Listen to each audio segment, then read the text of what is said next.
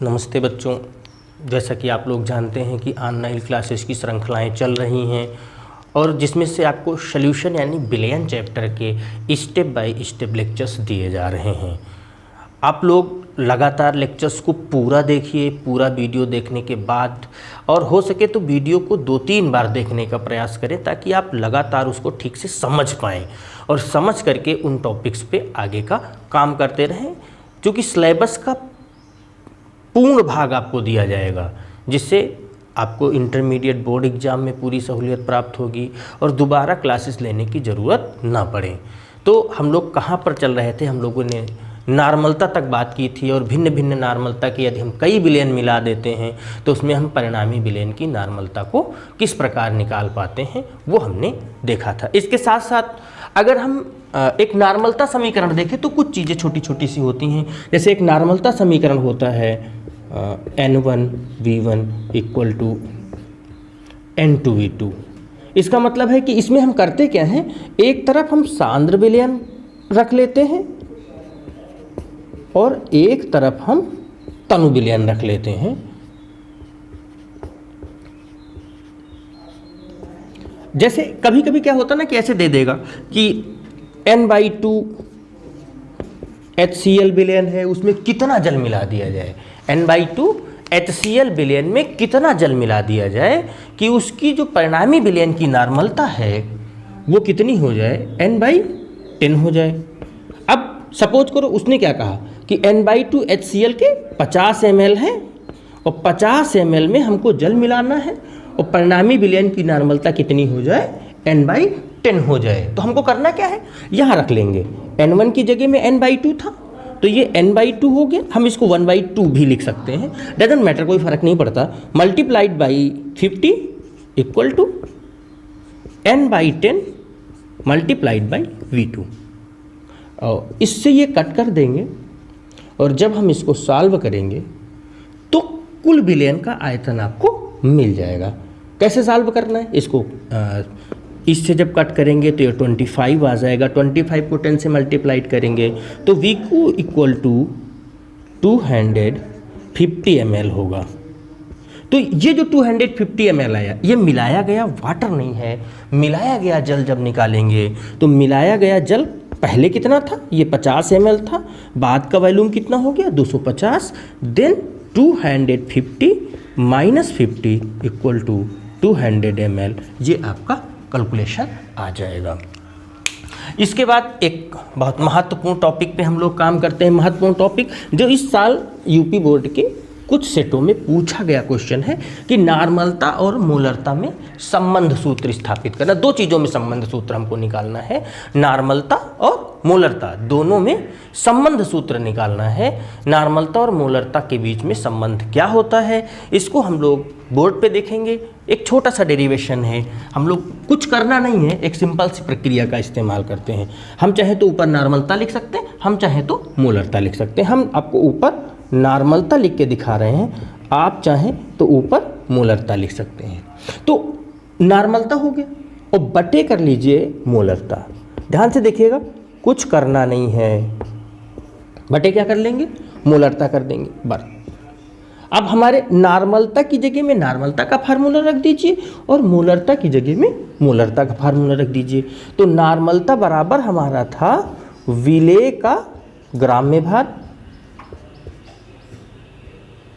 यही था हमारा।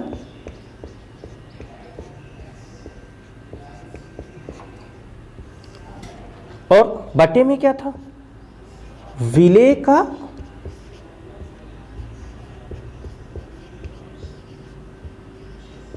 तुल्यांकी भार इंटू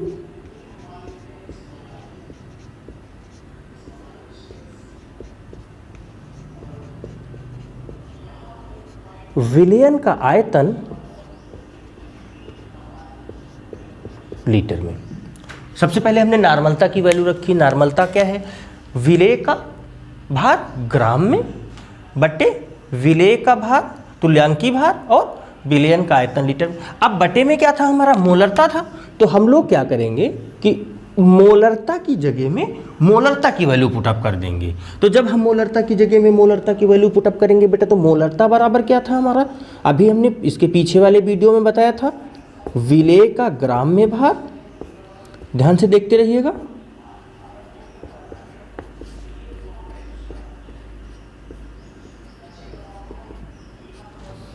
और बटे में क्या हो जाता था, विलेय का अणुभार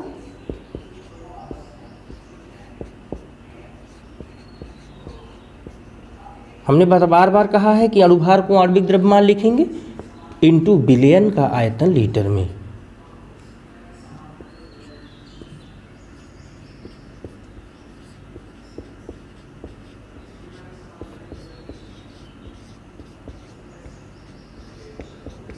अब ध्यान से देखिएगा, इसमें ये और ये कट जाएगा, इससे ये और ये कट जाएगा। जब ये दो चीज़ें कट हो जाएंगी, इससे ये कट जाएगा और इससे ये कट जाएगा, तो आपका बचेगा क्या, ये कौन सा पद हो जाएगा आपका, चौथा पद। चौथा पद ऊपर चला जाएगा, ये आपका दूसरा पद हो जाएगा, ये नीचे आ जाएगा और आपका ये बन जाएगा नॉर्मलता बटे मोलरता बराबर। अब चूंकि दोनों में अणुभार और तुल्यांकी भार है, तो हम लोग सीधा ऐसे लिख देंगे, हम सीधे आपको लिख देंगे, आप जान गए हैं कि विलेय का हो जाएगा अणुभार बटे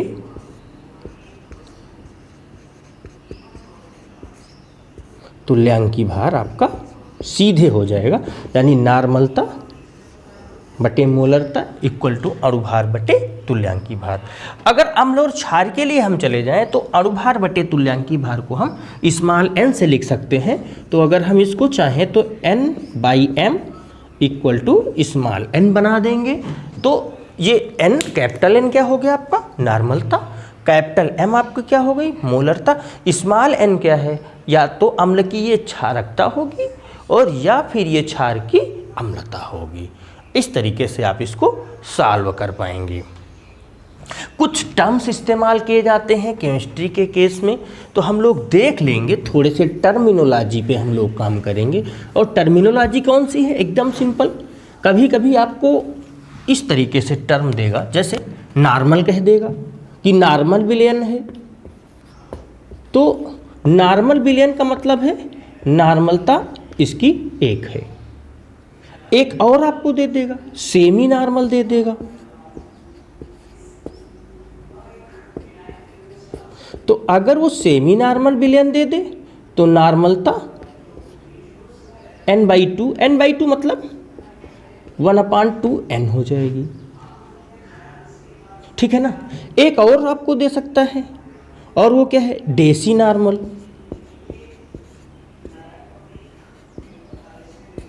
अगर वो डेसी नॉर्मल की बात करें तो नॉर्मलता n/10 हो जाएगी, और अगर वो सेंटी नॉर्मल की बात करें तो सेंटी नॉर्मल के लिए नॉर्मलता n/100 हो जाएगी। एक टर्म और इस्तेमाल होता है बाई नॉर्मल, कहीं कहीं पर इसको डाई नॉर्मल भी लिखा जाएगा। तो आप लोग ध्यान दीजिएगा, चाहे बाई नॉर्मल कहे चाहे डाई नॉर्मल कहे, नॉर्मलता 2 यानी 2n के बराबर हो जाएगी। इस तरीके से नॉर्मलता के कुछ टर्म्स इस्तेमाल किए जाते हैं, जिनमें से एक नॉर्मल आता है, एक सेमी नॉर्मल आता है, एक डेसी नॉर्मल आता है, एक सेंटी नॉर्मल आता है, एक बाई नॉर्मल आता है। तो नॉर्मलता 1 होगी, सेमी नॉर्मलता 1/2 होगी, डेसी नॉर्मलता 1/10 होगी, सेंटी नॉर्मलता 1/100 होगी, और अगर वो बाई या डाई नॉर्मल कहता है तो नॉर्मलता 2n के बराबर होगी, ठीक है। अब जो अगला टॉपिक हमारे पास है वो है मोललता का। तो हम लोग मोललता पे काम कर लेते हैं। अब अगला टॉपिक हमारा है मोललता। मोललता को स्मॉल m से डिफाइन करते हैं, मोललता को हम डिनोट करते हैं स्मॉल m से। अब मोललता है क्या, मोललता एकदम सिंपल है।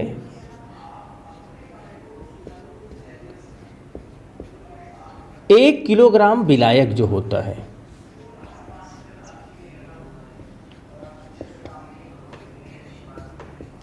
में विलेय के मोलों की संख्या है।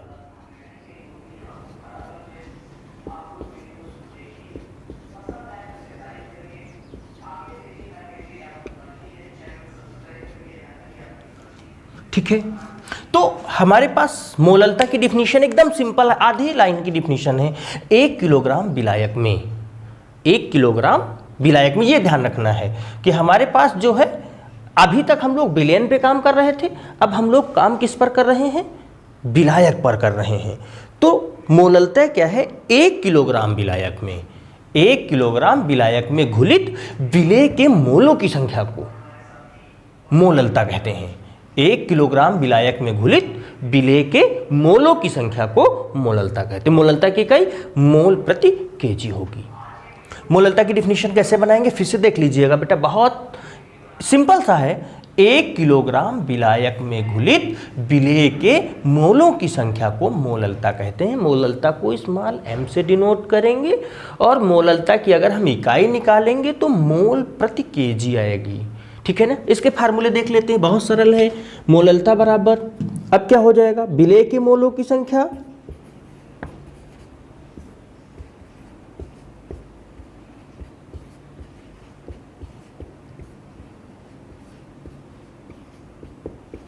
और बटे में क्या हो जाएगा, विलायक का द्रव्यमान या भार कह सकते हैं। जो आपको सुविधाजनक लगे वो आप कर लीजिएगा, द्रव्यमान सुविधाजनक लगे तो द्रव्यमान कर लीजिएगा और भार सुविधाजनक लगे तो भार कर लीजिएगा, लेकिन होगा किसमें, किलोग्राम में। अब मोलों की संख्या पीछे हमने पढ़ा था मोललता में ग्राम में भार बटे अणुभार होता है। तो ऐसी स्थिति में इसका जो फार्मूला बन जाएगा, मोललता बराबर विलेय का ग्राम में भार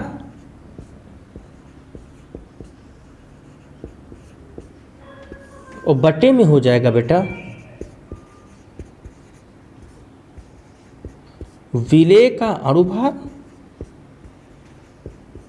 और इनटू विलायक का भार केजी में।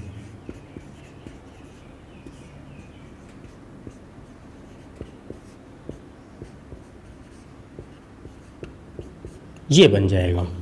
अगर हमने बताया था कि हम लोग इतने बड़े चीज़ों को लर्न करने पे थोड़ा विश्वास कम करते हैं, तो इसको अगर हम शार्ट करें तो मोललता को हम लोग किससे लिख देते हैं, स्मॉल m से। विलेय का ग्राम में भार स्मॉल w से।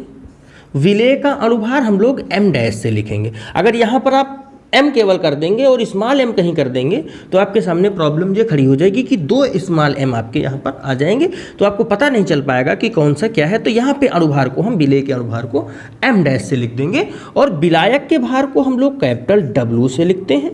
और अगर ये हम ग्राम में रख दें, ग्राम में, तो फिर मल्टीप्लाइड बाई 1000। किलोग्राम में रखेंगे तो 1000 नहीं होगा, अगर ग्राम में रखेंगे तो मल्टीप्लाइड बाई 1000 हो जाएगा। इतना आपको ध्यान रखना। ये जो 1000 आया है, यहाँ पर हमने जो विलायक का भार है वो ग्राम में रखा है, तो ऐसी स्थिति में हम इसको 1000 से मल्टीप्लाई कर रहे हैं। और यदि आप ग्राम में पहले नहीं रखते हैं, किलोग्राम में रखते हैं, तो फिर आपका ये 1000 रिमूव हो जाएगा और केवल m इक्वल टू हो जाएगा W/m dash into capital W आपका बन जाएगा। इसी से रिलेटेड कुछ फार्मूले आपको इस चैप्टर में और इस्तेमाल करने पड़ेंगे, जैसा कि आप बार बार जानते हैं। एक फार्मूला आपका ये इस्तेमाल होगा, घनत्व बराबर, घनत्व को हम लोग D से लिखते हैं और घनत्व बराबर आता है आपका, ये सारे फार्मूले ऐसे हैं जो आप लोग पहले से जाते हैं, द्रव्यमान बटे आयतन।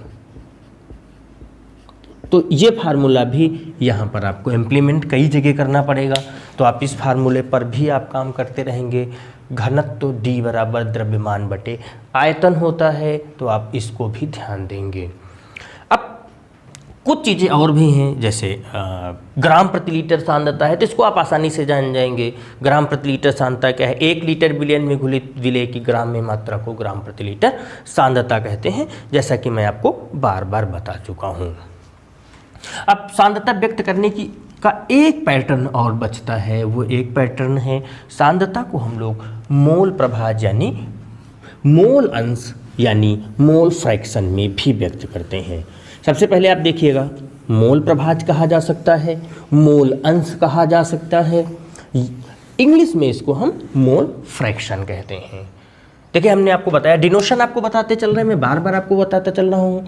मोलरता को डिनोटेड बाय कैपिटल एम, नॉर्मलता कैपिटल एम, मोललता स्मॉल एम, और अब आता है हमारा मोल प्रभाज।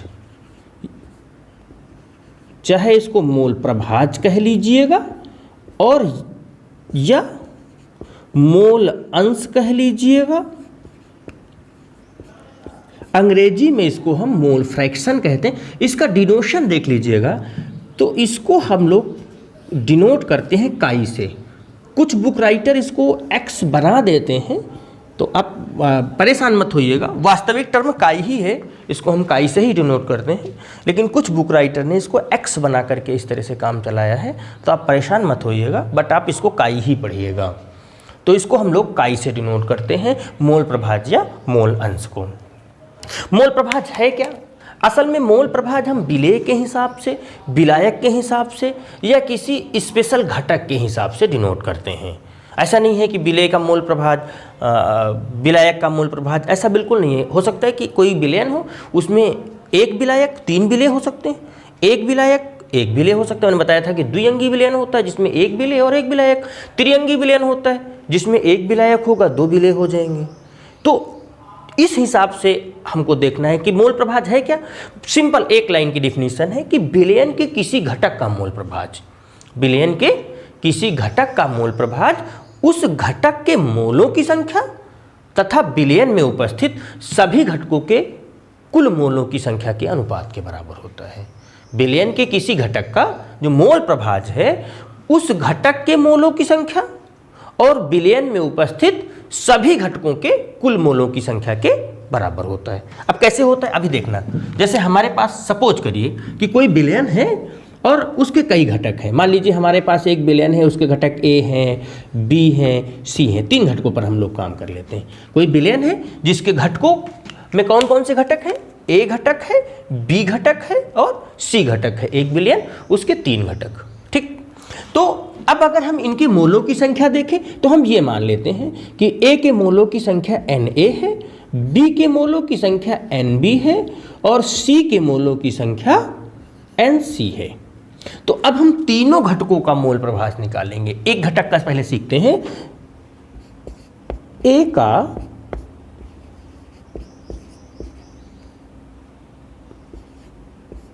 मोल अंश, अंश कह लीजिएगा या प्रभाज कह लीजिएगा, बराबर। इसको हम कैसे लिखेंगे? डायरेक्टली काई फार ए। एक बार देखिएगा, इसका मतलब है ए का मोल प्रभाज, काई फार ए इक्वल टू ए का मोल अंश या मोल प्रभाज। तो हमने क्या बताया कि विलयन के जो किसी घटक का मोल प्रभाज है उस घटक के मोलों की संख्या, विलयन के किसी घटक का मोल प्रभाज उस घटक के मोलों की संख्या, तो ए का मोल प्रभाज तो ए के घटक के मोलों की संख्या Na और बटे सभी घटकों के कुल मोल। तो सभी घटकों के कुल मोल का मतलब Na प्लस Nb और प्लस Nc हो जाएगा। अब उसी तरीके से जब हम घटक B का मोल प्रभाज काई फार B निकालेंगे तो ऊपर B के मोलों की संख्या हो जाएगी Nb बटे और टोटल वही Na plus Nb plus Nc हो जाएगा। उसी तरीके से जब हम C का मोल प्रभाज निकालेंगे तो काई फार C हो जाएगा देन Nc बटे Na plus Nb plus Nc हो जाएगा। यहीं पर आपको एक बात और ध्यान देनी है, चूंकि हमारे पास ज़्यादातर काम द्विअंगी यानी बाइनरी सॉल्यूशन के लिए है, द्विअंगी विलयन के लिए है, तो द्विअंगी विलयन में केवल 2 चीज़ें होती हैं। द्विअंगी विलयन केवल 2 चीज़ों से मिलकर बना होता है, एक होता है विलेय और दूसरा होता है हमारा विलायक। अगर हम ये मान लें कि विलेय के मोलों की संख्या स्मॉल n है और विलायक के मोलों की संख्या कैपिटल N है, ये 2 चीज़ें हमने मान ली हैं कि विलेय के मोलों की संख्या स्मॉल n है और विलायक के मोलों की संख्या कैपिटल N है। तो द्विअंगी विलयन के लिए, लेकिन ये पैटर्न केवल द्विअंगी विलयन पर लागू होगा। अगर 2 से ज़्यादा घटक होंगे तो आपको ये फॉर्मेट इस्तेमाल करना पड़ेगा। द्विअंगी विलयन पर केवल हम देखेंगे। बाइनरी सॉल्यूशन के लिए देखेंगे तो बाइनरी सॉल्यूशन में हमने ये मान लिया कि विलेय के मोलों की संख्या स्मॉल n है और विलायक के मोलों की संख्या कैपिटल N है। तो जब हम विलेय का मोल प्रभाज निकालेंगे, विलेय के मोल प्रभाज को हम काई फार विलेय लिख ले जाएंगे। डायरेक्ट देखिएगा, थोड़ा छोटा छोटा करके देख लेते हैं। काई फार विलेय, तो जिसके मैंने बताया मोल प्रभाज ऐसे ऐसे देखिएगा। कॉमनली क्या है कि ये किसी थ्योरी का पार्ट नहीं है, लेकिन हम लोग ऐसे लर्न करेंगे वो ये कि जिसका मोल प्रभाज निकालना है उसके मोल बटे सबके मोल, यानी उसके मोल बटे सबके कुल मोल कर दीजिए, आपका मोल प्रभाज निकल आएगा। आपको ज़्यादा कुछ नहीं करना है, याद नहीं करना है कि कौन से फार्मूला। एक सीधा सा कॉमन फार्मूला है जो कि रजिस्टर्ड बुक में नहीं मिलेगा, ये आपको ऐसे सीखने के लिए मैं बता रहा हूँ कि आप बोर्ड परीक्षा में लिख दें कि उसके मोल बटे सबके मोल, तो वो नहीं लिखना है। आपको करना ये है कि मोल प्रभाज निकालने का एक कॉमन फैक्टर मैंने बताया कि उसके मोल बटे सभी घटकों के कुल मोल, यानी जिसका मोल प्रभाज निकालना है उसके मोल ऊपर रख लीजिए और बटे में जितने घटक हैं सबके मोल रख दीजिए, जोड़ करके आपका मोल प्रभाज निकल आएगा। जैसे हमारे पास यहाँ पर द्विअंगी विलयन है, द्विअंगी विलयन में विलेय के मोल स्मॉल n, विलायक के मोल कैपिटल N। तो जब हम काई फार विलेय निकालेंगे तो उसके मोल बटे सबके मोल, तो उसके मोल हो गए स्मॉल n और सबके मोल यानी इसके और इसके दोनों जोड़ करके तो small n plus capital N हो जाएगा। जब हम विलायक के मोल निकालेंगे तो काई फार विलायक में चले जाएंगे, तो काई फार विलायक में अब विलायक के मोल ऊपर कर देंगे तो कैपिटल N बटे small n plus capital N हो जाएगा। इस तरीके से हमारा मोल प्रभाज निकल आएगा। अब एक सबसे बड़ी बात आप देखिएगा, इसका बहुत जो ये पॉइंट है इसको आप हमेशा याद रखिएगा। जो विलयन के सभी घटक हैं,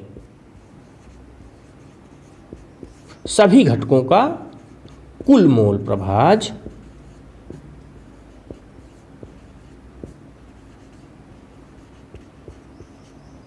यानी सभी घटकों के अगर मोल प्रभाजों को हम जोड़ देते हैं तो वो वैल्यू हमेशा एक आएगी। विलयन के सभी घटकों का कुल मोल प्रभाज सदैव एक आता है, एक के बराबर आता है। ये आपको याद रखना है, ये काम लगेगा, बहुत जगह काम लगेगा। जैसे मान लीजिए कोई द्विअंगी विलयन है तो आपने विलेय का मोल प्रभाज निकाल लिया, तो विलायक का मोल प्रभाज आप एक में घटा करके भी निकाल सकते हैं। सिंपल पैटर्न पे आप एक में घटा दीजिए तो आपका मोल प्रभाज निकल आएगा। अब हमारे पास हमने आपको बताया कि आपको लगभग सभी टॉपिक्स बता दिए, केवल एक टॉपिक बचा फार्मलता का, तो उसको भी देख लेते हैं। विलयन की सांद्रता वाले में एक फार्मलता बची हुई है। फार्मलता है कुछ नहीं, अगर सही मायने में हम देखें, सही मायने में देखें तो फार्मलता और मोलरता दोनों जुड़वा हैं। बस अंतर इतना है कि मोलरता का उपयोग किया जाता है जो पदार्थ आयनित नहीं होते हैं उनके लिए, और फार्मलता का उपयोग किया जाता है सामान्यतः लवणों के लिए, या कुल मिलाकर के हम ये कह सकते हैं कि आयनिक विलेय के लिए। जो आयनिक विलेय होते हैं उनके लिए हम फार्मलता का उपयोग करते हैं। और क्यों करते हैं?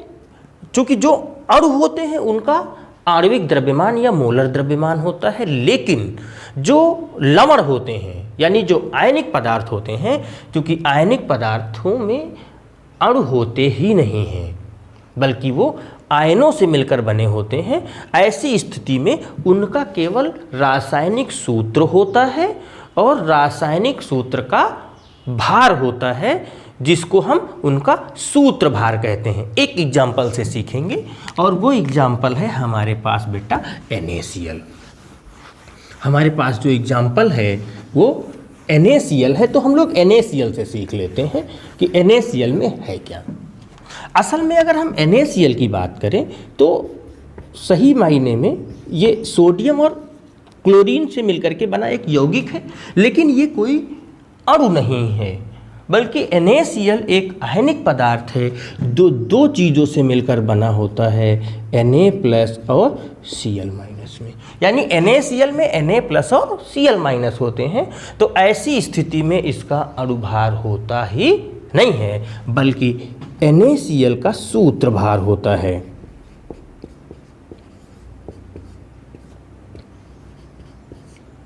NaCl का सूत्रभार होता है।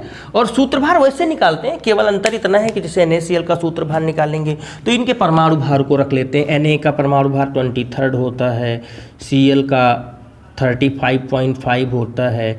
जब इसको हम ऐड करेंगे तो ये 58.5 हो जाएगा, इस तरीके से आ जाएगा, लेकिन ये सूत्रभार होगा। तो फार्मलता में कुछ है नहीं बेटा, मोलरता और फार्मलता एक ही है, केवल जो मोलों की संख्या है उसको ग्राम सूत्र द्रव्यमानों की संख्या कर लेंगे, यानी 1 लीटर विलयन में घुलित विलेय के ग्राम सूत्र द्रव्यमानों की संख्या को फार्मलता कहते हैं। 1 लीटर विलयन में घुलित विलेय पदार्थ के ग्राम सूत्र द्रव्यमानों की संख्या को फार्मलता कहते हैं। यहाँ पर एक बात मेंशन करना ना भूलिएगा कि फार्मलता का उपयोग आयनिक पदार्थों की सांद्रता को व्यक्त करने के लिए किया जाता है। फार्मलता का उपयोग किसमें करेंगे बेटा? आयनिक पदार्थों की सांद्रता को व्यक्त करने के लिए करेंगे। और यहाँ पर हम फार्मलता की फार्मूला बना देते हैं आपको, और वो भी आपको बता देते हैं।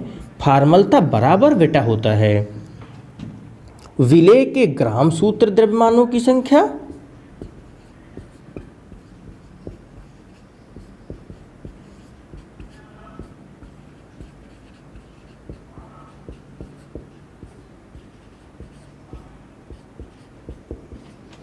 बटे विलयन का आयतन लीटर में।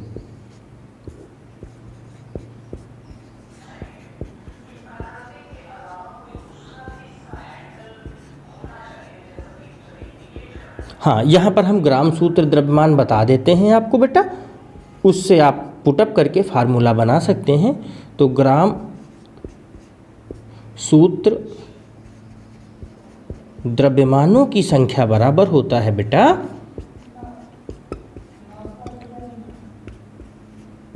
ग्राम में भार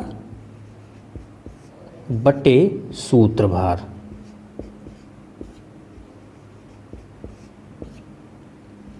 इस तरीके से बेटा आप लोगों की विलयन की सांद्रता व्यक्त करने की लगभग जितने पैटर्न थे वो मैंने आपको बता दिए हैं। अब बच्चों आप लोगों के लिए सबसे पहला काम ये है कि आप इससे रिलेटेड जितने न्यूमेरिकल्स हैं आप उनको सॉल्व करिए, और यदि आपको उनमें से कोई भी प्रॉब्लम आती है तो आप हमको कमेंट बॉक्स में कमेंट कर सकते हैं और अपनी प्रॉब्लम्स को शेयर कर सकते हैं, जो नेक्स्ट क्लास में आपको सॉल्व कर दी जाएंगी। सबसे महत्वपूर्ण बात मैं बार बार आपको बता रहा हूँ कि जो मैं आपको क्लास रेगुलर क्रम में दे रहा हूँ, ये क्लास केवल एक ऐसा माध्यम है जिससे ऐसे सभी बच्चे जो क्लासेस नहीं ले पा रहे हैं या जिनको क्लासेस नहीं मिल पा रही हैं, वो मेरे प्लेटफार्म का उपयोग करके अपने अध्ययन को जारी रख सकते हैं, जिससे उनके अध्ययन की कंटिन्यूटी बनी रहे, निरंतरता बनी रहे, और साथ में आपको जो भी थोड़ा बहुत मुझसे हो पा रहा है मैं आपको लगातार वो सिलेबस भी प्रोवाइड करता रहता हूँ। तो आप लोग कोशिश ये करिए कि आप पूरा वीडियो देखिए, और अगर आपको अच्छा लगे तो आप उसको शेयर कर सकते हैं, अपने दोस्तों को भी बता सकते हैं, और उसके साथ साथ यदि आपको पसंद आ जाए तो आप मेरे चैनल को सब्सक्राइब भी कर सकते हैं, बेल आइकन दबा सकते हैं, जिससे आपको हर वीडियो का नोटिफिकेशन तुरंत प्राप्त हो जाएगा। धन्यवाद।